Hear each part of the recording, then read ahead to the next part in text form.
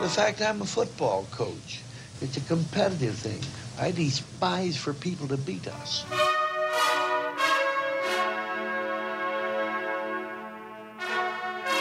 To Elliott, who goes sweeping to the left side. Gets to the 20, loose to the 30, to the 40, down the left side to the 50 goes Elliott. He's going to take it to the house. 30, 20, 10.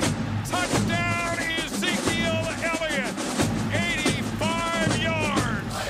Back is Dorsey to throw. And he throws it in the end zone. It's incomplete. The Buckeyes win the national championship. It's Everything Buckeye Nation, the voice of the fan, with your hosts, Jake Smith and Corey Boyd. Man, that intro gets me pumped up every time. Every time. Yeah.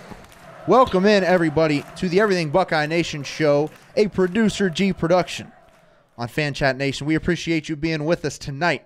I'm your host, Jake Smith. Next to me, as always, Corey W. Boyd. Woo! Fan Chat Nation is alive and kicking. The new era has begun. As you can see, I'm pumped because we are all fans, we all chat, and we are all a nation. Who is this guy? Woo! Let's go. Producer G running the ship, and our guy Steve filling in tonight as well. Appreciate you tuning in on this fine Tuesday evening in the capital city. Lot to get to tonight. We will have our good buddy Doug Worthington, former Buckeye and NFL defensive lineman, will join the program later on in the show. And we've got a lot to talk about. Normally, the college football playoff rankings will come out about 7 or 7:15 or so. That is not the case tonight. We've got some college basketball on ESPN, so they will be released at 9, right about the time we sign off, because we just playing this so well, don't we? Yes, we do. Next week, they'll be released at 7. We'll be good to go. We'll bring them live to you, of course, as well. Tons of comments rolling in. Appreciate everybody tuning in already. A few shout-outs. As always, Laura BP, our gal, Julie, and David, and Lee Travis, Robert Collins, JP Pooley. Man, the nation is alive. You gotta love the nation. Buckeye Nation is in the comment section. They're ready to roll. I seen one comment said they love our intro. They love it. I tell you, man, it's the best in the business. I gotta say. Gets me hyped every time. And I get to do my Paul Keels impression, which is not very good. But it's fun to do. So that's enjoyable. Nobody can hear that because we got the mics muted, because Producer G is a professional. Professional G. President G. Producer G. Fan Chat Nation. We are just ready to go. They're laughing over there. Doing big things. JP Pooley, what's up, fellas? How you doing? Tisha's in here. Let's plan on improving each week by an obscene amount. I like that. Yes. I like that. Obscene, please. All right, folks. Well, let's get to some action here. Normally, we'd start with the rankings, as they are not updated yet. No, they are not. We shall steamroll ahead. The Ohio State Buckeyes defeated the Nebraska Cornhuskers 36-31 on Saturday. Interesting game. Let us know what you think, and please, when you comment, give us a like and a share. Let us know where you were watching from. This is the Everything Buckeye Nation show, after all. So let us know where you're watching from. 36-31, kind of an ugly game. So we'll see. We'll see what you have to say. We'll shout you out. Natasha says, "Hey fellas, thanks for tuning in." Julie says she is commenting from Savannah, Georgia. Tough living down there in the SEC land. It has to be tough. You like that little half accent I got there? I like it. Just for Georgia. Just for a second. Just to see how it feels. We appreciate you down there fighting the good fight. David Campbell watching from Nashville. That's probably a better country accent place. You ever been to Nashville? Never been to Nashville. No, I haven't. Never have I. I got to get down there. Yes, we did. Thank you. Yes, we did. He will be here. Towering over all of us. Towering over all of us. 6'6", 6'7", Doug Worthington will be in here saying, "Hey, Doug." Producer G's going to have to move the camera back a little bit to fit Doug in. Right now, you'd see about his neck. Right. He'll be here about 8:30 or so. Ashley, Racine, Ohio. I think that's how you pronounce that. Carrie Lynn, hello, one of our favorites. Laura BP, some improvement. The defense worries me. Well, let's get to the game then, all right? Because 36-31, the Buckeyes win. And I tried to keep a very positive approach about this game and about what perspired, if that's the term. Sweated? What? Yeah. You sweating? I am sweating. Yeah. I'm always sweating, man. I don't know if it's these lights. G said the temperature was turned up to 73 in here. Come on, man. Too much. I don't know. A lot of things to react to regarding the game. I'll get to my positives in a minute, but I think initial reactions we'll start with kind of surprised with the outcome coming after a bye week. Normally, Urban Meyer and his teams are absolutely rolling after a bye week. Dialed in, dominating teams, and not only after a bye week, but after a loss. Ready to plummet the team. Yeah. Pound on them. You're in the horseshoe. That's what we talked about and last we week. Lost. It's over for you. Right? Should be. in all black uniform. Don't get me started. Go ahead. Uh-oh. Go ahead. Uh-oh. Go ahead. All right. There were some positives. 36-31. There, you know, so much for a beatdown after the bye week. I'm looking on the bright side, personally. My guy, J.K. Dobbins here, number 2. You can't see, but I'm rocking it. Mm-hmm. J.K. I see it. Dobbins. That's what I'm talking about. I like it. Dobbins, let me see here. 23 carries, 163 yards, and 3 scores on the day. Big time from J.K. Dobbins. Great to see the run game going. It was very nice. The run game finally got going. J.K. stepped up, and I think you said J.K. was going to do that. I did, and you know, Mike Weber did too. Now, while he only had 9 carries, he had 91 yards. Yeah. And I think a couple fumbles is why he only had 9 carries. Well, there you go. Yeah, he would have had more than that. Twice. Not exactly what you want to see right from your senior tailback. 9 carries, 91 yards was good. He did have a catch. Mike Weber did for another 9 yards. So 10 touches, 100 yards.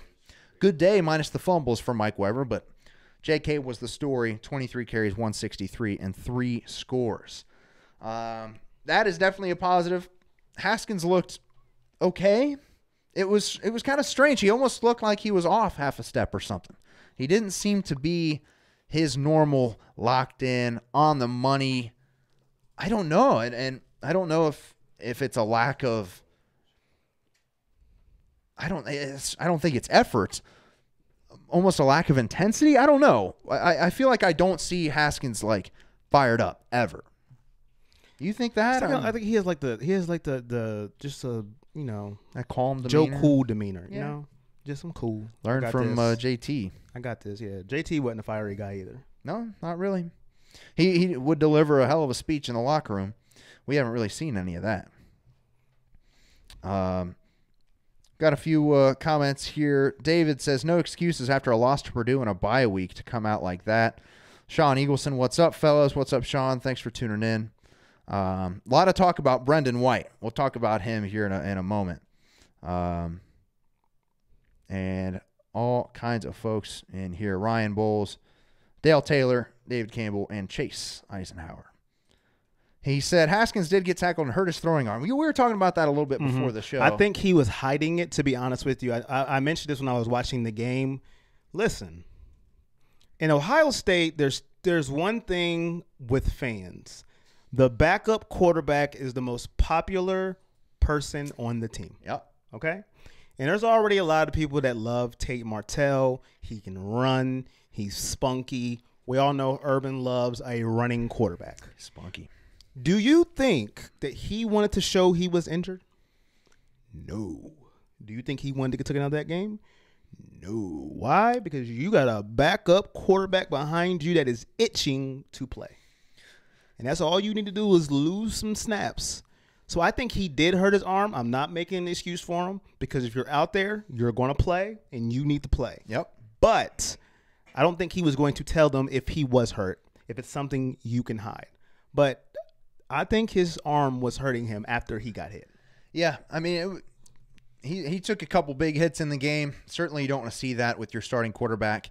And he just wasn't all the way there on Saturday. 18 for 32, 252, 2 touchdowns, 1 pick. Had a couple poor decisions on one play in the red zone. I think he got picked off. That pick was a terrible decision. And might I'm have a been Haskins guy. that pick was absolutely wide open underneath. Terrible. And I'm a Haskins. I said, what was that? I seen it when he threw it. I said, that's a pick. Yeah. I seen the dude. What are you doing? Didn't look good. But some guys did have some good games. Johnny Dixon, 5 grabs, 92 yards, and a score. And how about Brendan White at safety? A lot of folks in the comments are talking about him. 13 tackles, 8 of them solo, 2 tackles for loss off the bench. Came in for Jordan Fuller, who got ejected for that whack targeting call. Mm-hmm. Oh, my goodness, man.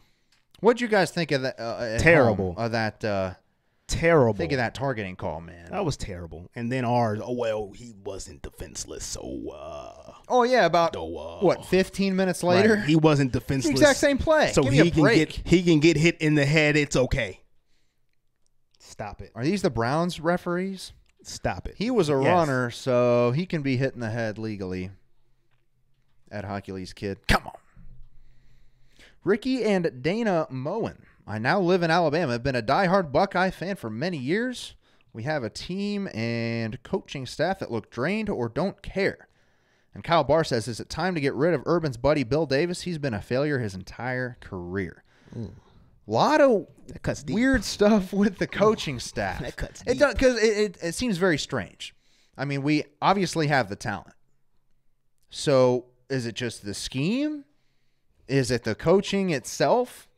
What is going on? Bill Davis has been absolutely garbage since he came in and took over for Luke Fickell, which are huge shoes to fill. I understand that.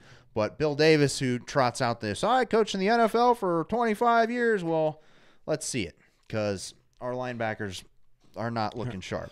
We don't have athletic linebackers. Let's just call it how it is. Now, listen, we're going to have our guest, Doug Worthington, who knows more football than me and you combined. Fact. But what I see is our linebackers have no athleticism at all. You can put a QB spy on the quarterback. If you're not an athlete, it doesn't matter. It does not matter. Martinez was just running all over the place. That kid's going to be good. And there was nothing we could do about it. Why? Because we don't have linebackers who are athletic. They are slow. They're out of position. Slow. I'm like, it doesn't matter. You can put the perfect scheme together. If you're not fast enough to catch the quarterback, it doesn't matter. It's certainly a problem. Something hopefully that we will, sort of fix or at least improve. All right, we need to at least improve. I want to get back to Brendan White, because this kid, what a great story this is. Really his first real action in a ball game, and it happens to be on the day they're honoring his father. William White was an outstanding DB for the Buckeyes. Had a very long, successful pro career too, mostly with the Falcons, I want to say. But the whole stadium was honoring William White and his battle against ALS. If you're not familiar with it, William White, former Buckeye, has been diagnosed with ALS, and the whole premise, the whole honoring ceremony, I suppose, at Ohio Stadium on Saturday was to get people to donate to that cause. And then Jordan Fuller gets ejected. We've already got two guys out. Jeffrey Okudah didn't play. Isaiah Pryor didn't play. They were dinged up. And then Fuller goes out. Now a kind of weak secondary is really weak. Without Fuller, Yeah, we can't afford nobody else being out. no.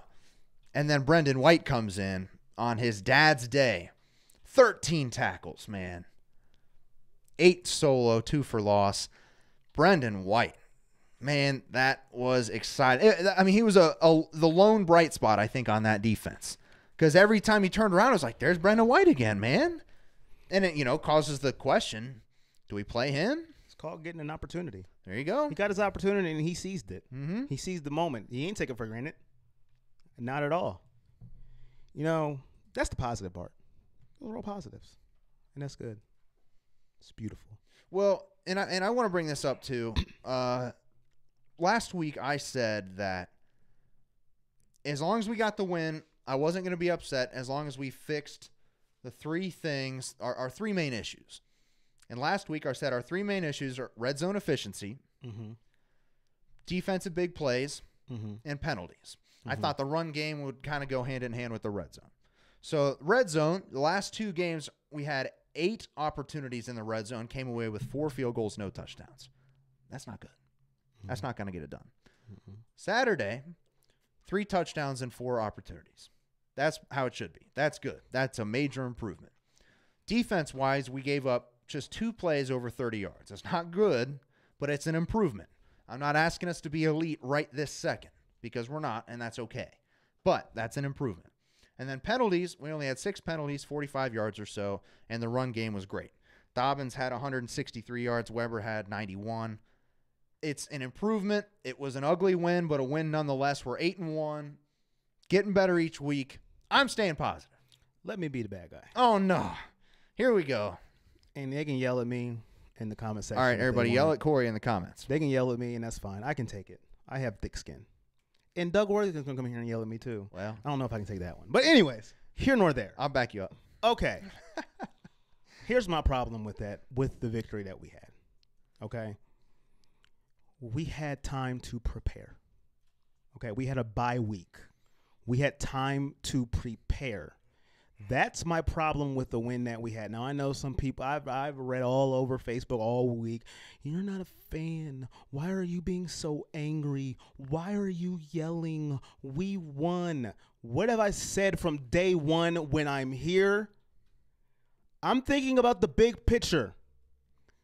The team up north, Michigan State, and possibly the playoffs. If I look like a spoiled, soured grape little kid, I don't care at this point. I don't care. You got the doors blown off of you against Purdue. You had a bye week. Nebraska comes to town in all black uniforms, and you know how I feel about that. And that's what you give me? That's what you're up 16-7. You have a chance to show the world, listen, we're here. It's the horseshoe. We came to make a statement, and you don't make one. You don't make a statement. You squeak out. Now, I know everybody says a win's a win, and I probably look like I'm crying like a spoiled baby, but I don't care at all. That's a bye week after getting the blowers blown off. Oh. The playoff committees, the doors blown off. Count it. The playoff committee watches these games. Oh, yeah. Nebraska, 2-win Nebraska. Now, I know they're getting better. They're coming under unity, under Scott Frost. I don't care. It's Nebraska, people, at home after getting beat down by Purdue. And now we go to Michigan State. Now, maybe they'll get it together. I don't know. I will come in here and eat crow. I'm good at it. I don't care. I could admit when I'm wrong. It doesn't matter to me at all. But we have got to pick up the pace all over. This offense, at least I expected this offense. I don't expect this defense to be shut down defense. No. I don't at all. We lost our best player. Look at Khalil Mack and the Chicago Bears. Look what he's done for them. Take Nick Bosa off. That's a big deal. Yep. But I expected this offense to put points up on the board consistently, not go 3-and-out against Nebraska. It's Nebraska. And like you said last week, Nebraska is not very good on defense. That's my issue. A bye week, and we struggled against Nebraska at home. Where's the consistency? Where is the fight? Where is the urge? Like I said, I can come off spoiled. And I went through the years when we were terrible. So I'm not one of those guys that just no. I was there when we were terrible. I had the Steve Bellisari years. I had the Joe Bowserman years. So I lived through all that. Okay? I was there when Joe Bowserman was throwing it in the stands. I was there when it was Braxton left, right, pray, score. Through all that. That's all I'm saying. Well, now go ahead and get on me. All right. I'm not going to jump on you really too much because you made great points. I mean, like you see on the screen, we expect better. Coming off a bye week, coming off a loss, a lot of the comments here are like, what's going on? There doesn't seem to be. There's no urgency. There's no fight. There's no passion. What do these guys need? They got their ass beat by Purdue.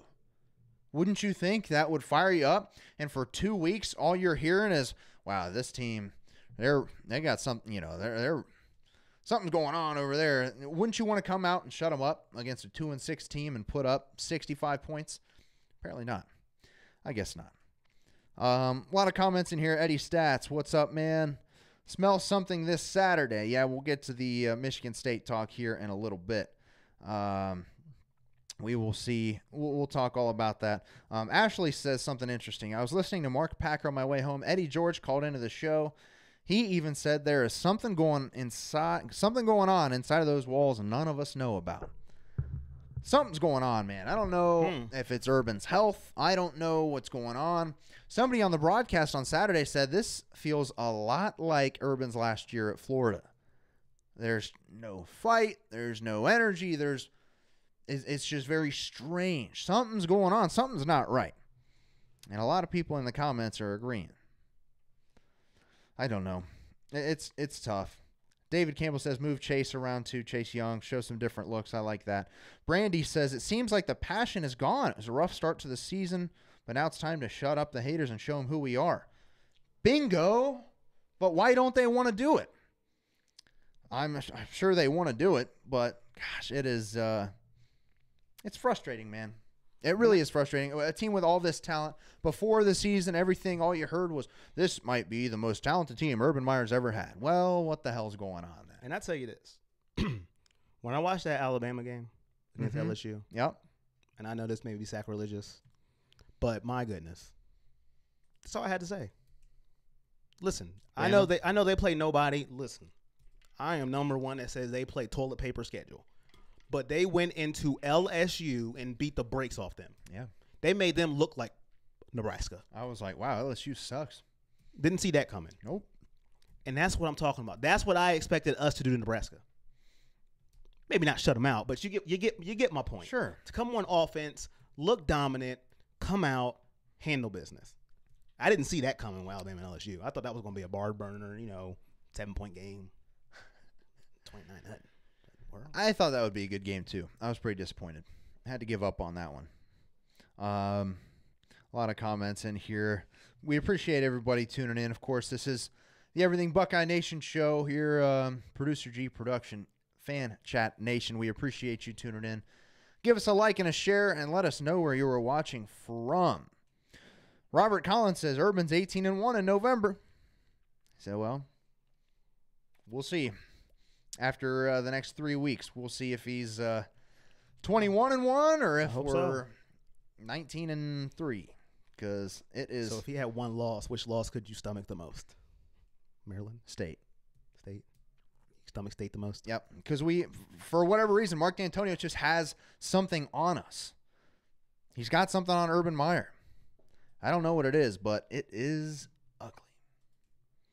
Eddie Woodcock says, I'm sorry, Michigan State, 24-14 over Ohio State. Eddie, listen. Don't you start. Don't you start, Eddie. Until Des Bryant gets signed, don't you start with me. He said, I'm sorry. It's just the last 2 games. I had them losing before the season started. Well. Didn't he say they were going to lose to Purdue? Yeah. Dang it. I know. And he's right. He's right. It's going to be ugly this weekend. It is going to be cold, too. It's supposed to be like a high of 35. Windy. Good thing about windy, cold days is as long as you got a good defense and a good run game, you'll be okay. Wow. Oh, wait. That's Michigan State that has the good defense and the good run game. We got to figure some things out. Quick passes, man. Quick passes could be the extension of the run game. I don't understand. Well, that's what they like to do, on those screens to Campbell and Hill and get these guys moving out. Yeah, but that's quickly. predictable. When you see Campbell, you know it's coming. You just know it. Sure. He's our jailbreak guy. He's that guy. That's what he does for us. He's the screen guy.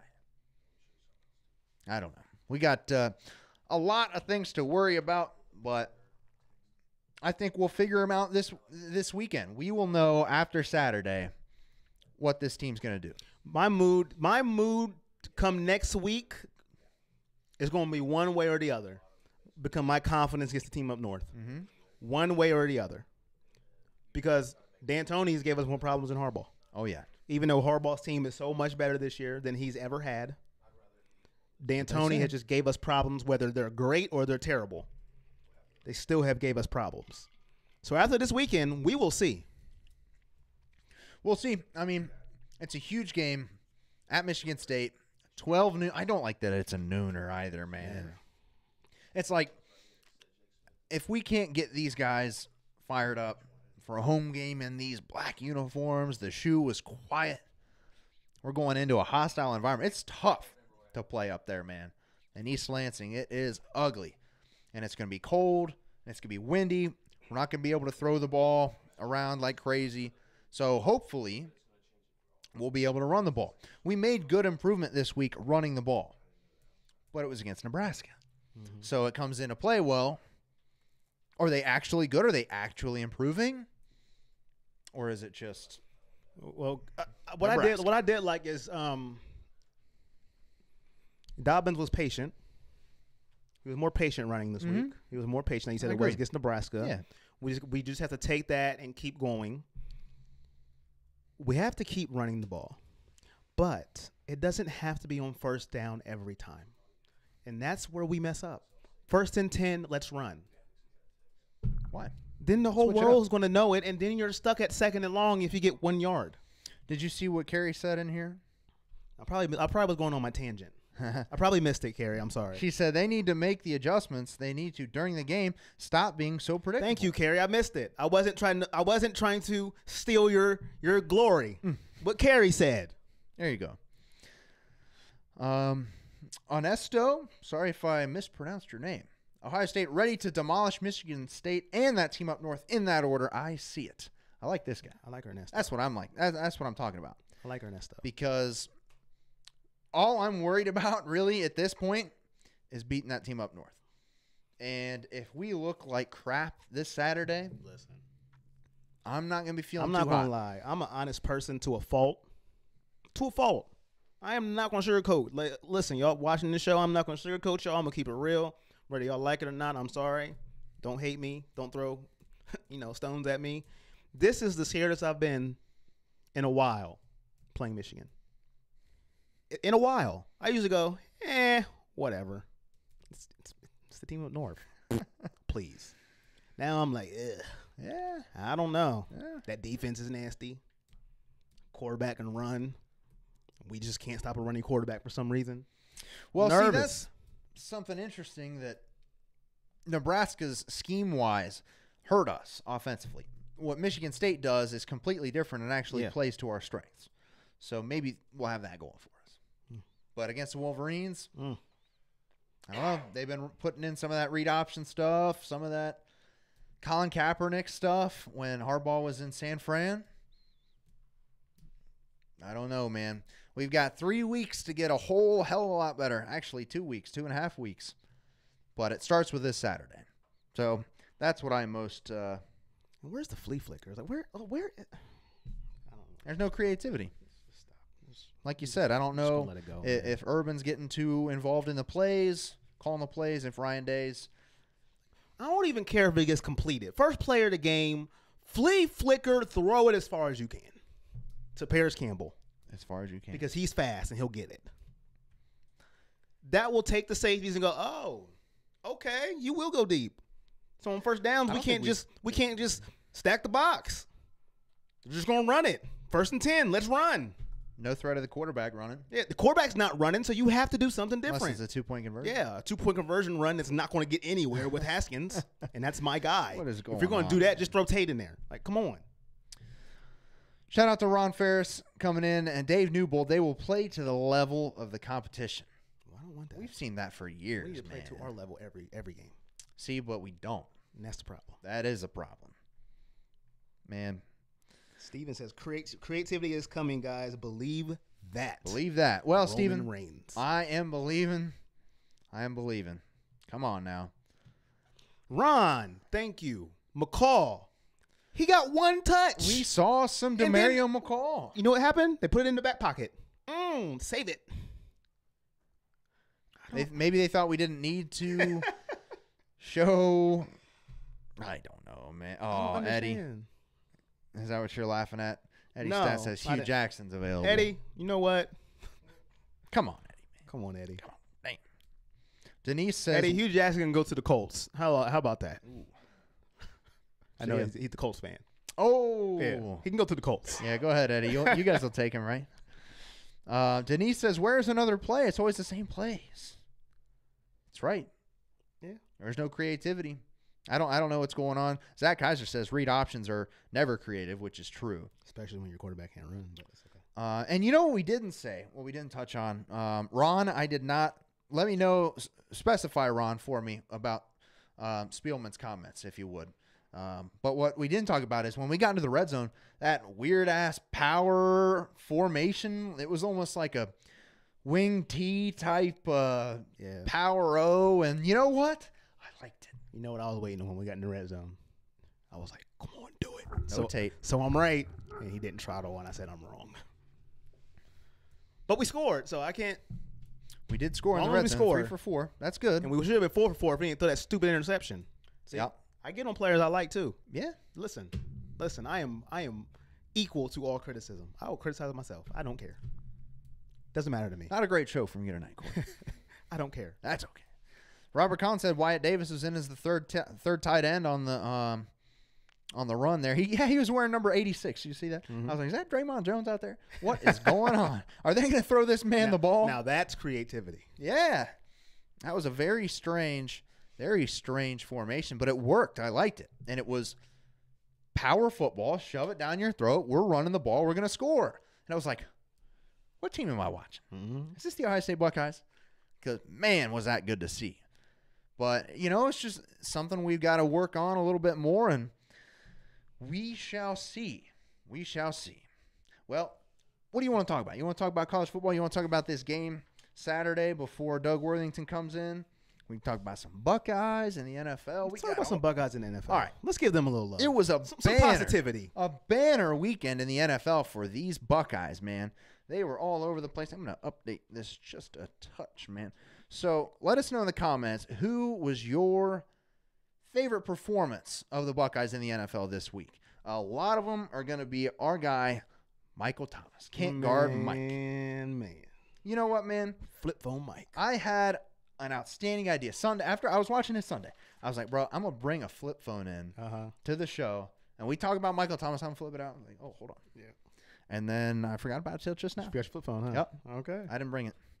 Michael Thomas, 12 grabs, 211 yards, and 1 touchdown, and 1 phone call celebration. Shout out Joe Horn. That was something special. Michael Thomas, probably my favorite guy in the NFL. I met him a couple times when he was at Ohio State. Great dude. Love his work ethic. And, man, I mean, what a performance. His team he helps his team knock off the undefeated Rams. 12 catches, 211 yards, 1 touchdown, and pulls out the cell phone. Did you hear Joe Buck and Troy Aikman were like, oh, that's just sad. That's just hurting your team and this and that. And Mike Golick's on ESPN saying, oh, here he's on Twitter saying, that's just selfish. I can't believe you do that. Like, are you kidding me? Listen, man. Give me a break. Listen, man. Give that guy part of the No Fun League. Cocktail. No Fun League. Oh, guess not. Michael Thomas, man, listen. Me and my cousin have this. We had this actually when I was producing the show about, top 5 receivers, and we was naming Michael Thomas in there. Remember that? Top 5. We was naming receivers, Michael Thomas, Odell Beckham. Me and my cousins having this conversation about Michael Thomas being best receiver. Listen, long as he got Drew Brees, it's a wrap for people. Yeah. Because this dude is a stud. I mean, a stud. I'm like, what can you do with him? Absolutely nothing. Watch out, league. Watch out. He's only getting better. Did you see Keyshawn Johnson on Twitter? Yeah. He had the cell phone. He had the Mike Thomas jersey on. Well, that is his nephew. Yes. So that is wonderful to see. I felt bad for Peters from the Rams because he was just. Why, man? He after a while, when you just get abused and abused and abused, I'm like. Some burnt toast, man. I'm like, this poor guy. Can y'all switch somebody else on him? Can you divvy out the abuse? You see him in the post-game interview in the locker room. He was like, "You get that microphone out of my face, please. Thank you." And then he answered the question. He was nice. He was like, "Yo, I had a bad game. All right." They could have divvied it out, All right, we're gonna switch up. I guess not. He wanted, the elite corners want the best guys. Big game for Mike Thomas. Seen a couple comments. Jerome Baker had a pick 6. That was pretty sweet. Sealed the deal for the Dolphins. Curtis Samuel had 2 touchdowns on 3 touches. Yeah. Ran 100 yards, as Luis Rivera says here. 100 yards on 1 play. It was a 33-yard touchdown, I think it was. But it was a double reverse. He ended up reversing Fields again. Man, I love Curtis Samuel. This year he's got 4 touchdowns on 10 touches. He touched the ball 10 times this year, and he has 4 touchdowns. Is that good? That means get that man the ball. That's what that means. Come on, Carolina. They drafted McCaffrey and Samuel in the same draft. I was like, what are you doing? They knew Those are the same guys, man. Yes, sir. And I do want to give a shout-out to my guy, Jeff Hireman. Tight end has been working on – he's been just balling out. And he finally had a breakout game. 10 catches, 83 yards, and a touchdown for Jeff Hireman. That's big time, man. Yeah, man, we're balling. That's what I'm talking about. New Orleans Buckeyes, we just Doing things. The New Orleans Buckeyes. That is right. There's some good comments in here. Ron Ferris said, Spielman said Brendan White should be starting going forward. Hard to argue with it, right? Yeah, I can't argue with that. Not right now, at least. No, I mean. Can't argue with that. Like you said, he got a shot. He was balling. He was balling. One other shout out my guy Nick Vanette as well. Another tight end making plays in the league. 6 catches, 52 yards, and a touchdown. Nick Vanette, a guy I worked with probably every day when I was an intern at Ohio State. Okay. Nicest guy in the world. Really love that kid. So very happy for him out in Seattle making plays. And they're not too bad. They're flying under the radar. Yeah. Nick Vanette getting a shot. Russell Wilson. That's what I like to see. We got some more comments in here. Dale Taylor, if we want to improve the run game, where is Jeff Myers? I believe it's Josh. Demetrius Knox is not getting it done. We got a lot of work to do, man. Yeah, we do. But somebody's about to come in here who knows football. Somebody who knows football. Our very own good friend Doug Worthington will be joining the program here soon. I think we're gonna get. I think we're ready. I think we're ready for the big guys. So you heard us yelling for about an hour, and now you get a 2-minute break. Is that right? 2-minute break, and now you get to hear someone who knows what they're talking about. Well, it's about time they got somebody on this show who does. So we'll be right back. We'll bring the big guy on, Mr. Dr. Worthington, as he has been called in the past, and we'll be right back with Doug Worthington. Yep.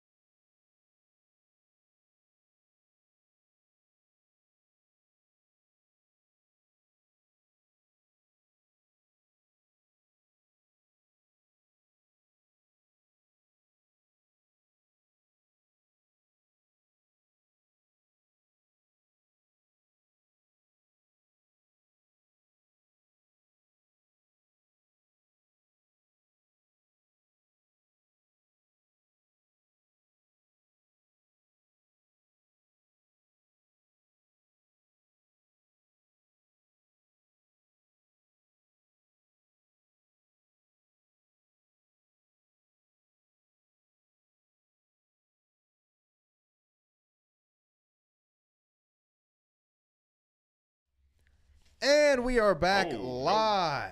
No shave November. No shave November. Doug Worthington joins the show, making us look small. Very man, tiny. I appreciate you guys for having me. I am a D lineman, at the yeah. Ohio State University. I'm supposed to make you guys look small. Thanks for having me, man. I love your show, man. I appreciate being on. Hey, we appreciate you. It is great to have you on here. I'm sure we'll have a lot of comments coming in. If you got Bring a question for Doug, I will screen them. Bring so them go on. ahead and Yes. Fire away. let them know. Fire away. Let them know. There we go. But So it's talking about when I was out there, I was hearing them Buckeyes. Y'all was talking about our NFL Buckeyes, man. It is awesome to see in the world of fantasy football, and just seeing just how visible those guys is with social media. Those guys been eating, man. You know, the Ohio State University has been eating very, very handsomely when it comes down to the league. I'm so happy to be a part of this university, be a part of the show, and just be able to be a fan. You know, like looking on this side of the mic and being a fan is just another surreal idea for me. So, again, it is cool, and your show was cool. I'm happy to be on this puppy. Well, we are very glad to have you Thank here. you. Appreciate Absolutely. So, couple of guys you played with, still yes. balling in the pros. Probably Cam Hayward, Oh, my Malcolm God. Jenkins. Little Cam. Who Yep, am I missing Cam, out man. on? I know. I mean, we got Kirk those guys Coleman. are You said the New studs. Orleans Yup. Saints. You know, I mean, the Orleans Buckeye Buckeyes there Saints. down You know, Kirk Kirk's Coleman. down there. I played with. I think you said, you said Cam. Any offensive linemen still in? I don't think. Was Boone there when you were there? I think he's out of the Alex league Boone. now. I think he's back in and out of the league. All right. But yeah, that might be it. It might be it. I mean, we played. James just got just got retired. He lost like 37 pounds. I know, he looks good. Skinny man. neck. Now mean, you can know, really just, see his ears. Yeah, it just looked like he about to float away any second now. He's doing well. A lot of my guys is on that transition, man. You know, my guy Donald doing a program called Smooth Transition. So really, yeah, we're all just becoming new adults again. It's like we're coming out of college or coming Donald out of Washington. high school. Yeah, my guy 5. Yep. So there's a lot of Buckeyes doing some cool things outside of the sports realm, and I got a couple guys I played with that's still in there. Now, when it comes down to league, you know, I got a bunch of guys that I still talk to this day. Really? I mean, again, you talked about the Saints. I was with the LA Rams last. So them getting their first loss against some of my Buckeyes was kind of cool, but also bittersweet, man. I'm a big fan of the Rams. That being my last team, me really knowing like a guy like Todd Gurley, you know, playing with him his rookie year, me actually, you know, chilling and staying with a guy like Aaron Donald, sleeping on his couch that's bigger than most people's beds, you know. So one of those things to see those guys on that atmosphere and be a fan of it, you know, be an Ohio State fan. You know, I seen what happened in Purdue, and it resonated with me because me being a senior, I realized that, hey, I lost to Purdue, right? So I remember playing in a night game over there. I remember playing in a day game at 12 noon, like we got at Michigan State. Nooner, man. Yeah, just one of those games in the beginning is nobody there. Nobody's intoxicated. And then about halftime, you got a whole new breed of person that's breathing on your neck as far as right there in the stadium. So, I mean, just the atmosphere of just that aspect of Purdue and the fact that they playing another noon game against a pretty good opponent, man, and being a Buckeye, it's a whole bunch of good things, man, a whole bunch of good topics. Okay. I be rambling. Doug be rambling. I be excited about my team. That's why we have you on. Yeah, let's do it. So looking at these current Buckeyes, the defense specifically, what do you see that could be changed as far as the defense goes against Michigan State? Well, you know, the Fuller going out, getting that penalty that I don't really understand how football has got to that. But again, it's just, you know, you got to pay the bills, you got to keep kids safe, and a lot of things with concussions has been all over the news. So obviously you got to be aware of it. But when the kid White came in, you know, he had another new presence. You know, he was, you know, somebody out there making some good plays. You know, looked like he was where he needed to be. The defense has so much talent, man. You know, they have, you know, 4 stars, 5 stars across the board. So to have somebody come in there and do his job was very, very nice to see. You know, being on an Urban Meyer team, you know, being on a Silver Bullets defense, being on a perennial playoff team, it brings a lot of pressure. Yeah. I feel like a lot of times those kids just didn't want to make a mistake. You know, so a kid right there who had nothing against him, he just went out there and played ball. So when he does get that opportunity again, because I know everybody wants him to start, I hope he still has that freeness that he can just go in there and play knowing that, hey, I'm in here just because somebody else made a mistake or somebody else got hurt or injured or, again, got a penalty. So he can just go in there and play free. I think he'll be a big piece for us this Saturday. Yeah, don't be scared, really. Yeah. And he got his shot. It's so cool. You know, he's an Ohio kid. Right. The Buckeyes and the whole stadium were honoring his father who played for Ohio State. There you go. That's huge. For, you know, his ALS treatment and everything. So he comes in, 13 tackles off the bench. Man. Great story. Great story. You man. love to hear it. That's about college football. That's where we're at far as Ohio State, just being able to have a rotation, using some of those other players that we might not know about, and then them coming in and producing. I mean, they're at the creme de la creme. They're in the horseshoes. They're playing some of the biggest opponents in the Big Ten. it's time to come out and play, man. November is where you win championships and get Big Ten championships. You got that right. We had a couple questions. I think Lee Travis asked, Lee, you got any eligibility left there, Doug? I got eligibility, man. I wish, man. I was a strong 5-year guy. 5 years. I came in there with injuries. How many gold pants you have? I got 5. 5. Every opportunity, we got 5 of those things. Count them all. So, again, that's another topic for later on because I hear so much noise about that game right now. Yes. You know, when somebody's doing, again, that's later on noise, but, you know, I don't have any eligibility. Right now, I'm going to be around some mics. I'm going to be talking about them. I'm going to be a fan.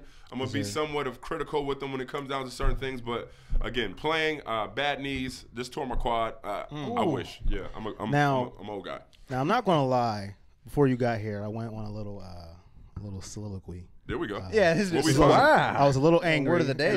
And I said, if Doug decides to hit me, Jake, have my back. No, man. No fight. But I'm a lover, not a fighter. But the offense. Yeah. What do you see? Because I came in the fact after a bye week. Right. Nebraska. Right. At home. I love black uniforms, by the way. I just wanted to get that out there. I was one of the first ones. I just want to get that out there. I just want to get that out there. Man. I thought we would come out and just put up points, bury them by halftime. Yeah. This is what I thought. This is just me. For sure. And I thought our offense hasn't lived up to me the expectations that I thought we would have as far as putting up the points, our passing game, Weber, Dobbins. What do you see that – why is our offense stumbling? First, man, when it comes down to those black uniforms, they were beautiful. Yeah, I was one of the first guys to put those different combat jerseys on. So when we had those 54s, it was like the 1954 team. Yeah. The all-white ones when we beat the team up north. That was in Ann Arbor, right? I was there, man. So, again, shout out to the jerseys. I knew they were going to have some black ones. I put it in the new. You can Google that. That's facts. I said that years ago that was going to happen. But, again, you know, playing against a team like Nebraska with a historic program and been down and out for years, been down and out this year, you expect a little bit more from a bye week. But with that being said, coming into the shoe, seeing the teams have success against us, it gives people confidence, man. You don't want to have a team that has scholarship athletes that are still great athletes, have a coaching staff, put some real things together and we have holes. Like we all know we have holes in different areas. We got I was about to sound like Ludacris right there, but when it comes down to holes in different areas, you know, but when it comes down to it, we have all that talent on defense. We have a bunch of talent on offense, and we have to realize, man, these are young men with a lot of pressure on their backs. I don't know how it is to be a college athlete around this time and age. Like, I remember Facebook. I remember people saying stuff to me on Facebook, and I used to be like, you know what, I'm going to shut Facebook off.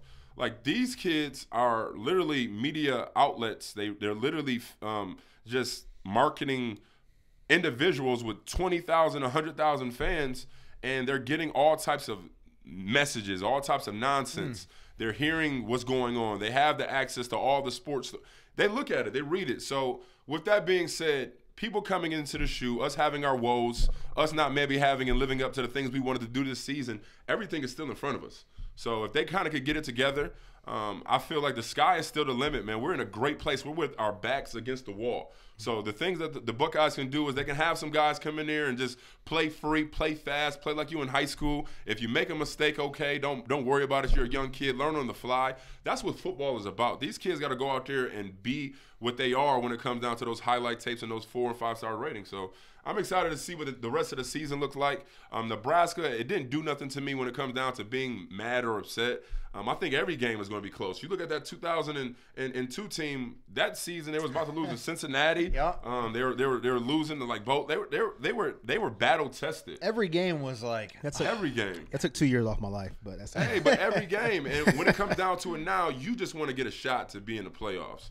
You know, you come in there as a wounded Buckeye team that wins a Big Ten championship, that beats their foe, because that's what's going to happen to get them to the playoffs. You go and see Alabama again, who you upset it the first time you played them in the national championship for the first one.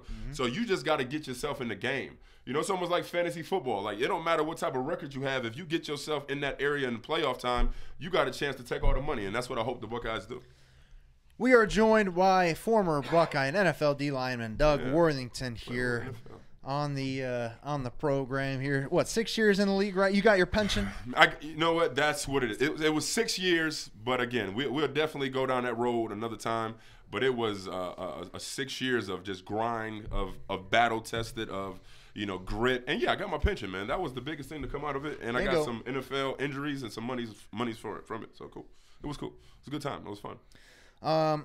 Good comment from our guy Mike Tackett here. Okay. He says, Doug, as one of the very few players who was on the Rams roster transitioning from St. Louis to Los Angeles, nice. What was the transition like? Were the people in L.A. big fans as much as in St. Louis?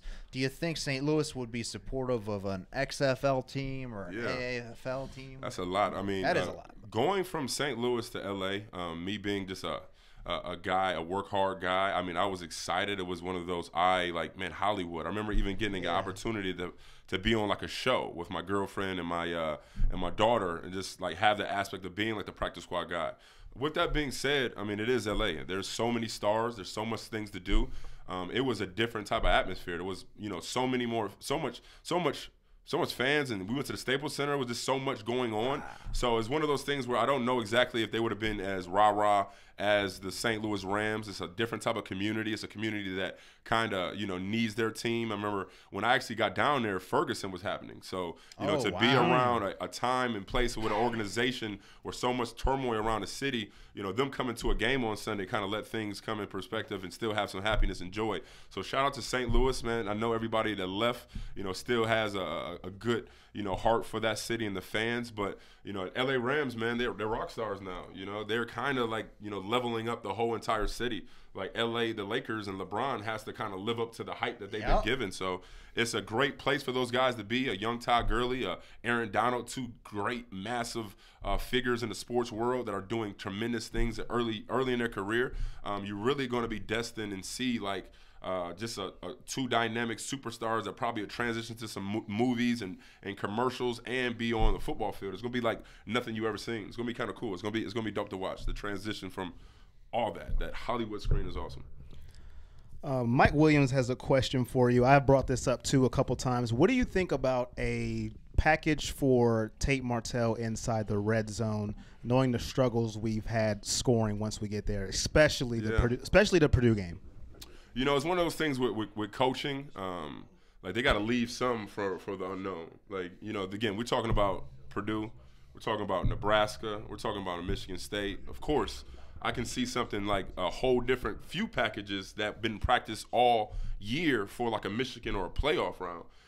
When Jim Tressel, there was times and periods when we had Ted Ginn at quarterback in the beginning of the season when I came in as a scout team player, and we didn't see that to the bowl game. Yeah. So it's one of those things like guarantee, if you talk to them young men and they give you the honest truth, there is some different packages and some different things that's going on, and they probably don't want Tate Martell being out there right away just to have some different type of cards to play. So trust me, Urban knows what he's doing. I'm more concerned about the man's health than really some X's and O's. I feel like Martell can definitely give us a different type of, just a concern for the other defense to prepare for. Sure. But with that being said, how soon is too soon, and when do you play all your cards and just show everybody everything you have? So you got to leave a little bit to be one of those type of contenders at the end of the season. That's a great point. And they probably, I've never been a football coach, right? So I can't put myself in those shoes, but I feel like I understand the idea of we can beat Nebraska without showing any of this stuff. Sure. We'll bring it up maybe against Michigan State or the Wolverines or something. But there was a question I wanted to ask in particular. Yeah.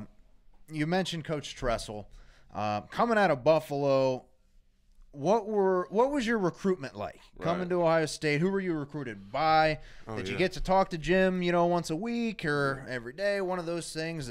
What did they how did they bring a New York kid into Columbus? It's great dynamics. It's one of the best times of my life. It's an innocent kid, Buffalo, New York, not really expecting or hoping for too much.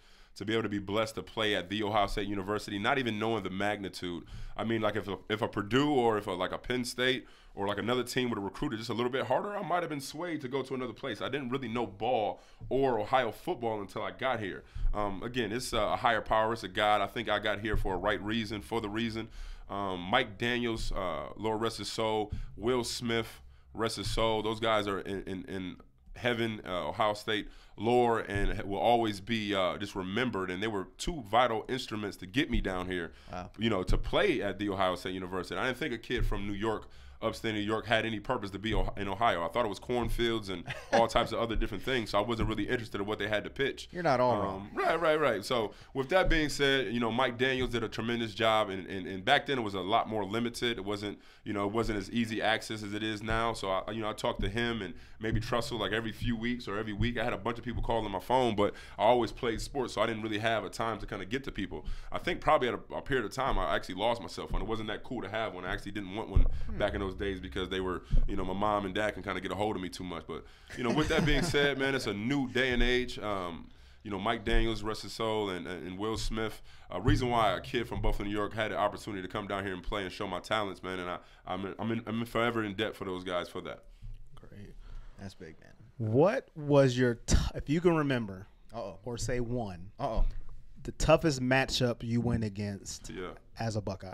As a Buckeye. Like player or team? Player. Okay. Player, this would be a double bonus. It'd be like a player and a place to play. I remember, coming into Ohio State, we always had the big guys, the 6'6" guys, Wisconsin 6'6" guys, just the big tall, big Frankenstein football Big players. 10 offensive line. Yeah, but then you go, so I remember gearing up for this week, and, I'm a sophomore starter. And I look at the stat line, and I see a guy that's like 6 feet and like 260 pounds at center.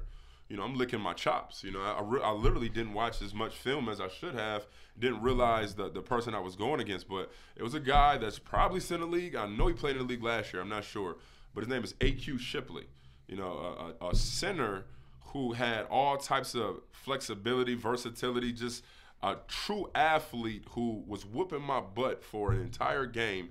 And really made me think about, if I wanted to play football, and compounded that on the fact that we're playing at one of the loudest stadiums, Beaver Stadium. No, he's a Penn State kid. He's on the Cardinals roster this year. He's still on the Cardinals, man. He is a phenomenal football player. That's why he's still playing in the NFL. Mm-hmm. And he's one of those things where like the size, the numbers did not measure to what the guy did on a football field. And, again, in the league still, to this day, being like almost 6'1", if that, he was my hardest competition in the league. I mean, Iowa offensive line as a whole was hard. But I remember that one matchup kind of made me reevaluate myself. And I thank him for that. He whooped my tail, and I kind of had to go back to the drawing board. So, Okay. Man, we got some altercations in the comment section here, man. Oh, yeah, that's what you This need. girl, Christine, man, I don't know. Her name, Christine, Irish girl. So There we I go. think she's a Notre Dame fan. All The right. Buckeyes are so overrated. Myers, it. deceitful liar, should be fired. Your defense has gone to pot? Gone to pot? Yeah. Is that a thing? You play I a guess cupcake so. schedule every year just like Bama. You're a joke. Yeah, no, that's big, man. It's a one thing they watch. That person watches. That person has hatred in their heart because it's just one of those things. They're very attracted to it. They like Ohio State. They don't know why, so they have to bash so hard. Like, again, you can call our schedule whatever you want to, sure. We'll take it. When it comes down to it, we are a great program. We play who we play, and we defeated most teams but one. So, again, Notre Dame is having a pretty good year. And, Sure. if they're an Irish fan, more power to them. I beat, Notre Dame. I had a chance to play those guys, and we defeated them. Nothing against that program. They're just now getting back somewhere. It's just like a Michigan fan. Like, now they're just think that they're arrived. Like, one, you still got games to play. The last I checked, that we could talk about last year. You was the only team that didn't win a bowl game, and now that you feel like your coach should be winning a Big Ten title, like you're giving somebody something that they did not deserve yet. And again, Irish, you still got a lot more games to play. You got a playoff that I hope you don't get embarrassed in because you guys don't show out. It's not like you got a powerhouse team. You almost lost to our Northwestern Wildcats, so it is what it is. But thank you for that, and we're going to keep getting motivated and keep getting better for it. We have I like that. I like that too, I like this man. guy right here. Fired up. Appreciate it, man. Let's go. Thank you, Yeah. man. Yeah. I love my Buckeyes, man. Yeah. I love it. We have I a great can pass that a little bit. You want to throw on the old pass rushing moves? Right. We have a great question from one of our great fans, Carrie Lynn, Carrie. which Carrie's you the best. played in the knock 'em out rules. Right. She says, "Do you think the rules have changed for the better in football, or is it making the league softer?" Okay, the league, and NCAA for that matter has a brand to keep. What's going on with players? What's going on with players now is the fact that they're getting hit in their head repeated times, and there's a lot of data that shows that is really, really detrimental to the rest of their future. So when it comes down to the NCAA or the NFL with the things that's going on with the concussion things and the junior seau, they have to protect themselves. I feel like they care about the players, but, you know, they have to really protect the brand. They have to worry about being sued later on. And the game is totally different. These guys are tremendous athletes. They can do and tackle the way that they need to still make plays. But when it comes down to the real authenticity of football, the gladiator sport of it, the mano-a-mano, you know, it's a quarterback-driven league, and he's protected like no other. I mean, just what's going on with the sacks. Oh, man. Like the fact that you got to almost like try to tear your shoulder up to lay off a quarterback, when back in the day, that is what we got paid for. Yep. Like you got paid for knocking quarterbacks out. That's what you needed to do. Now you got to just like kind of tackle them and just be very gentle while you lay them on the ground. So it's a different game, you know. Again, more power to those guys. They're going to keep guys safer, but as things keep going, you know, a lot of things are going to have to either be accepted or be changed again. So we'll see. And two things I'd have to say in response is, there's a defensive lineman for the Miami Dolphins. I can't remember his name, but earlier in the season, he was sacking Derek Carr of the Raiders, and he pulled off and tried to, you know, not land on him all awkwardly, tore his ACL. So, you know, it's what now the NFL's not going to say quarterbacks are more important, but you know that's what they're thinking. We all know. Yeah, look who's getting paid. No, and they are. and another part of that aspect is, you know, and like I said, I never played at this level. I can't put myself in those shoes, but I feel like that is a risk you take, and something that you know going into playing the sport, especially at the highest level, in order to take this rare opportunity to provide a fantastic life for your family. They're not going to complain about it. Quarterbacks, I mean, I did hear one of them. I don't know if it was Aaron Rodgers or whatnot, but they said like it is kind of ridiculous what's going on as far as those rules. It was Rodgers. It was Rodgers. Yeah. So, I mean, we all see it. You know, the thing is, people are still tuning in. You know, the numbers are bigger than ever. The controversy that's building around, you know, football is at an all-time high, and the media hits and the media views are still high. Even though some of the program might be down, there's so much more going on outside of those things that they're getting money on. Endorsements haven't left, and they're making a money on quarterbacks throwing the ball everywhere. Fantasy football is making tons of money, even though it's free to you. It's so much advertisement and things that's popped up. Like, don't you understand? Like, it's all money. So, again, you got to keep those guys safe. Aaron Rodgers knows it. He's the reason why the rule was put in place last year. He tore his collarbone and had to miss, like, most of the season. And that right there wasn't good for one of the NFL's best teams, one of the teams that's still owned by the city, the Green Bay Packers. So, you know, again, it's all about the mighty dollar. You know, the NFL, you know, they're making a lot of it, so they know how to do to keep their prize, keep their horses out there on the stable. I mean, guys like Tom Brady is going to play for another 5 to 6 years just because he's going to be protected more. Like, no left tackle could have gave him this safety. You know what I mean? Like, when it comes down to being over it, I don't think you understand, like, as a mindset of a player, like, when you got to slow up or be fined $20,000 to hit a man, you're going to subconsciously, you're going to think about that hit. You're gonna lay off just a tad bit. You're gonna go a little bit less hard against that offensive tackle, because guess what? You know what can happen if you do get that successful play. It might cost you more these days than it used to. So, I mean, the NFL, different game. It's a somewhat safer game, but it's one of those games where things are gonna still happen, and we're gonna pay for it one way or another. Yeah, you're absolutely right. It's of course tough. he's right. Of course he is right. No, of course he is right. Good question from Alex Otto here. He asked if you still keep in touch with Coach Tressel at all. Yeah, and you know what? Tressel is a guy like no other men. You know, again, he is one of the men that you kind of like can hold on different esteem. Just one of those guys that, I mean, like Donnie Everidge, I just seen him, you know, promoting his water and things of that nature, and he has Jim Tressel drinking some of the water type stuff. Like, Jim Tressel, I can call him right now, and he can probably holler into the mic. All right, get him on the line. line. He's one of those type of guys, man. Like Jim, Mr. Tressel, you know, he's one of those guys that forever is going to be in my life. Again, I'm over here trying to write a book, trying to get things together and work on different things. And, I mean, I talk to him at least once a month. You know what I mean? I talked to my coach Haycock. I seen him a couple weeks at James Laurinaitis' retirement, the Hall of Fame, not retirement. Again, he's been retired, but I seen Coach Haycock, and again, we talk every few months. Stan Jefferson, we talk every few months. So those guys, that coaching staff is one of the rare ones, and they keep in touch with their players It could be Doug Worthington. It could be the guy way down here. They do have a great job. They do a great job just staying in touch and just making us feel part of that family. I feel it's good for them too. You know, they keep attached to it. Yeah, good question. I've always got that vibe from Jim Tressel. Man, he wears a sweater vest. There you go. I mean, that's genuine. He did wears a sweater vest. That's a genuine guy. He did the commencement speech at my high school a couple years ago. My stepmom teaches there, and he introduced himself to her and the staff before, everything. 2 hours later, he's leaving. He sees her in the parking lot, says, "Nice to meet you, Rachel." Remembers her name. Like, that's just that type of guy. After delivering the speech, taking countless pictures and all that, that's just that's how he is. A witty man, read books, write books. He stays on top of the X's and O's, and now he's a president that just does so much for the university. He's second to none on that regard, definitely. Another question about the team. How long does it take for the defense to adjust to lose their best player? Bosa. No. I knew it was Bosa. I pretty much that was for everybody who was watching. Yeah, that's Bosa. The thing about this team, the only knock against this team, they have far more talent than we did. They have far more 5 stars and 4 stars.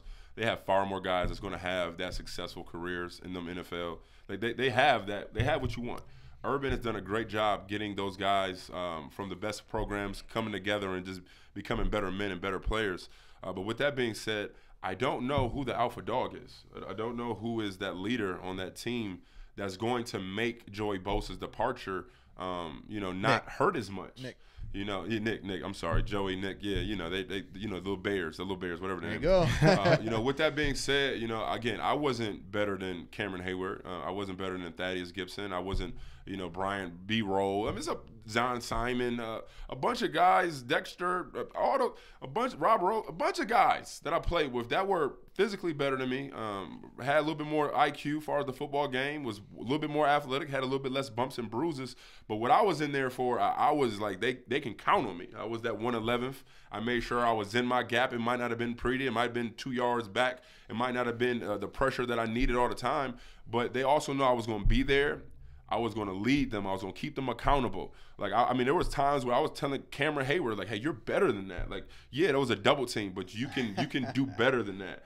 That's the only thing I see that is missing. When it comes down to the slobs, when it comes down to the offensive line, I haven't seen, like, the big guy Prince go in there and just, wreak havoc and say, like, hey, yeah, I'm a right tackle. Maybe all you guys have better, accolades, and y'all might have a better, a future career than me. But at the end of the day, this is my time, right? This is my time at Ohio State, and you guys got to step up because you're better than that.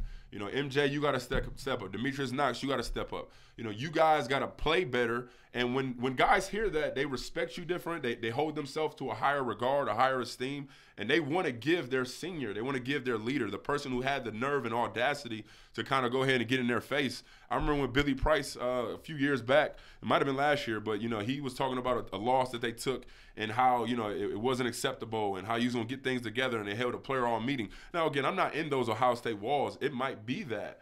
But, again, when it comes down to that vocal leader on the field or that person that's bringing them together, that's kind of getting and breaking them down, I'm not seeing that type of leadership, and that's the only knock.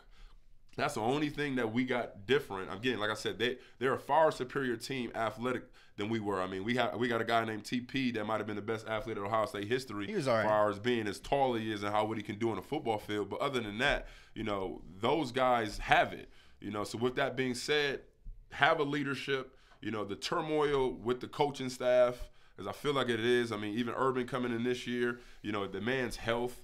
It's just a lot of things that's weighing on those all those coaching staff, they all got an opportunity to play and be, in their next level, in their next regard. They should be head coaches, and they all have that ability. They're all getting paid handsomely, and they have a lot of pressure on themselves as well. So, I give all my kudos to what they got going on, because it's not easy to have that big Ohio State, bullseye on your chest. There you go. And when you have all those accolades, when you have all that presence, and you're not, you only lost one game, but you're already getting written off. Everybody's talking about changes of coaches or changes of this kid or changes of that. Like Ohio State, man, please, you guys are very, very blessed with these programs. we're blessed. We're Buckeye Nation. We're doing very well. There's one Roll Tide down there that looks like a different entity. But other than that, when it comes down to what we've done in these last decade, I think them and Clemson is the only ones that have that type of merit and that type of stance. So, be happy, be a little humble, recognize who we have, take care of our players. And, I think we still have a very great season that we can remember and be happy about. There's a long way to go, man. Well said. And we were saying it last week. We're not playing the Wolverines this week. No. We've got time to get better, make the adjustments. We had the bye week and all that. And we've only got a few minutes left here, so I want to talk a little bit about the game this weekend against Michigan State. Of course, it's 12 o'clock, a 12 noon game on the road. It's on Fox. The Buckeyes are only favored by 3.5. I saw 4 as well. Right. Michigan State, not an extremely talented team, but they've got 28 kids from Ohio. That's you huge. think that doesn't mean That's something huge. to them that they're playing? They got the Buckeyes coming to town. Everything. And they're the #1 rush defense in the country as well. It's going to be 35 degrees. It's going to be windy. Man. You got to bring your run game and your defense, and that's something we're a little worried about right now. You said a lot right there. Just the fact that you're playing against 30 kids from Ohio. That chip on their shoulder, whatever reason why they're not at Ohio State, guarantee they're going to have a little bit more to give when it comes down to that fight. The best thing that could be for us, that could happen for us right now, and the fact is we're playing down there, but it's at noon.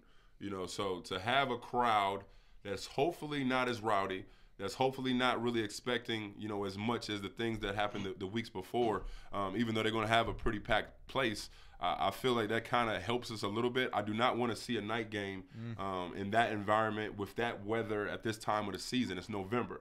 So, it's going to be a tough game. I know Cameron Hayward's brother might get a start. I feel like he's the starting tailback. L.J. Scott has been dinged up a lot he's this been year. hurt, right. So if L.J. Scott's not going to play, or if he's going to be held back a little bit, Cam Hayward's little brother, Connor Hayward, is going to be getting the start, and he's pretty damn good. No. If they're there, they have an opportunity, they have a shot, and they have so much to fire on. They have so much energy to go ahead and try to disperse when it comes down to playing at their home field against the other state of the Big Ten. So it's going to be a good game, man. Michigan State is always a hard place to play. I know, D'Antoni, he has those guys ready. Bowman, old Ohio State, he was my offensive coordinator. He's still over there pitching plays. Jim Bowman. He's going to definitely find a way to kind of give some different wrinkles. We just got our running game turned back on last week, and to play against one of the top rushing, you said the top rushing? The top #1 rushing defense in the country, 70 yards a game. So again, one of the good things about all of this, man, we haven't bring it up, but like Haskins, somebody that in the beginning of the season we said bye to already, and we kind of said he might be the best quarterback in Ohio State history, and actually be that quarterback in the NFL. We might be blessed with another year of him. I think that'll be good for the program. I think it'll be good for him. Maybe not Tate Martell, but with that being said, we're in for a battle on Saturday. It's going to be fun. It's going to be refreshing. I can't wait to see what the Buckeyes do. It's early enough so I can, have me a little, spice of life at the end of the day. So it's going to be cool, man. It's going to be something to do. It's going to be awesome to see. It's going to be an exciting matchup, that's for sure. Something we do every week on the show here is do our bold predictions. Corey and I give a score prediction, and then something about a player. Last week, I didn't toot my own horn yet, but I'm going to now. But last week, I said Dobbins. My bold predictions with Dobbins would have 100 yards and 2 scores. There we go. After 163 and 3 scores, I'm wearing his jersey. There you go. I got to. So this week, a little background on Michigan State, and then we'll do our bold predictions, wrap up the show. While the Michigan State defense is outstanding, they've held opponents to 21 points or less in 7 of 9 games. Their offense is really bad. Statistically, the second worst we faced all year, other than Rutgers. That's big. So, theoretically, if we can hold them to 10, 14, 17 points, our offense should be able to do that, right? We would think so. So I'll give you my bold prediction, and we can go to Corey, and we'll come back to you since I'm kind of hitting you on the spot here. No, you go to. I said Buckeyes come away. It's going to be a tight one. I say 27-21. Ohio State wins. J.K. Dobbins has 85 yards and 2 scores, and we're going to be running it. We're going to be running him. It might take him 25 carries to get 85 yards, but we got to show the run game, and it's going to be important because it's 35 degrees, it's windy, it's cold as hell, and we're not going to go anywhere if we can't run the ball. So we showed up pretty well against Nebraska in the run game. I think we come back, and J.K. Dobbins is excited. I don't know if you saw in the game. He was fired up. He's talking smack across the line. I'm like, there we go. Let's see some fire, man. Let's see some energy. For sure. I got J.K. Dobbins with 85 yards, 2 scores. Buckeyes win 27-21. There you go. Let us know in the comments yours as well, please. Robert Collins says 17-16 Buckeyes, rain, snow, and cold. There we go. That's big. Rain. Ooh, I hate playing rain. I know. Greatly done. Greatly done. There you go. Now, I'm going back to old reliable. Uh-oh. And you know where I'm going. I do. Dwayne Haskins. Last week, didn't have a great game. Poor decision in the red zone, interception, couple off throws. We said he looked a little lethargic. He's going to come into Michigan State, rainy, windy, got to run the ball. Don't matter. Going bold. That's why it's called bold. It's called bold. Predictions. Bold. Dwayne Haskins last week didn't have a great game. He is going to have a great game this week. He's going back to Dwayne Haskins. 305 yards. 305. Passing in the rain and wind. Yeah. 3 touchdowns, no picks. Ohio State wins 31-17. That's nice. I'll take it. That is bold. If he gets that 305, he leads the Big Ten in the yardage for the season. Yep. Going bold. I think he only needs 277. I'm going bold. So with that being the said, Buckeyes win, we got J.K. right here. We got Haskins. A kid that is from the area, from Detroit. Weber had, I think you got to understand, like them coaches, they understand the next week. They understand the abilities, and they understand what they're going to do for certain players. And that's kind of a gift or a curse. They rolled J.K., but I like to see Weber out here with a bold prediction. I think he gets the nod. Last week he had, 10 carries for 90 yards. So that's 9 per. So it's one of those things, or maybe a 10 per. It was something of that nature with one touchdown. Yeah, 9 carries, 9 for 91 95. yards. He get that blocking a little bit shored up. I feel like he goes out there and be the premier, the feature back in his home state and really dominate. I do want to also look on the other side of the ball. I feel like we got to have somebody to emerge, and I feel like a Chase Young. It's time to have another one of those games. He was a quarter of the year All-American, which is all fine and dandy. I feel like you can really solidify yourself as a top 5 draft pick next year with Bosa out. Yep. Going there, a kid from Maryland, number 2, just like I think he has one of those games again that we talk about him and we kind of like even joke about him playing some. I think he has 3 sacks. I think he has 4 tackles for loss, a fumble recovery, and I think it really gets one on the defensive front. I'm going 28-17 Buckeyes, and a still close one. Yeah. But something that later on at the end of the game, the defense makes some plays, and we reign victorious. I love it, man. I love it. We'll get to a few comments here, including Mike Weber's sister, Shawnee Weber, joins the program. Awesome. She Hey, says Shawnee. Buckeyes 32, Michigan State 14. I like it. She says my brother 150 and 3 scores. She's on your wagon there. man. Hey, I I'll love take it. I think that they know what they're going to do as far as showcasing that talent, man. And he's around this area. His family will probably be there. And guess what? He's going to show out. It's going to be fun. They probably got a lot of guys from Cass Tech on that team, too. Yeah, man. That's where Hey, he's Vern, from. my guy, he's a Castic guy. Is that right? Vernon He's over Golston? here he's like a model now and a real estate agent. Man. What? Shout out to Vern. Oh, He's doing okay. well. Oh, Good shit. for him. Yeah, man. Big number 50, is that right? Yeah, he stole the Jets' money and got some. I'm just playing, Vern. Vern don't care. I wasn't laughing. I wasn't laughing. Sorry. Oh, that is good. That's We good got any more stuff. comments to wrap it up? Who they talking? What they saying? Well, we got a few on, let's see. Jason says the Spartans 31-30. I don't know about that. Come on, Okay. Jason. Hey, man. They got to suit up. That's the Yeah, Sparty Nation guy. That's Is that him? Yeah, that's him. Yeah. I mean, look how Yeah. close that was. He should have gave his team more than that. So I don't think he believes it, because if you're a fan like that, you give your team a 4-point spread. So Yeah, Jason, He come really on, meant to man. say 27 to 31 Buckeyes. So it is what it is. Well, we'll see. We'll see. John Goddard in here, Ron Ferris, Robert Collins, Shawnee Weber. We appreciate everybody here. Luis Rivera, 24-0. There we go. right? Real nice, Mike man. Tackett says 21-10. And Robert Collins says, follow up on Buckeye basketball versus Cincy on the next week's show.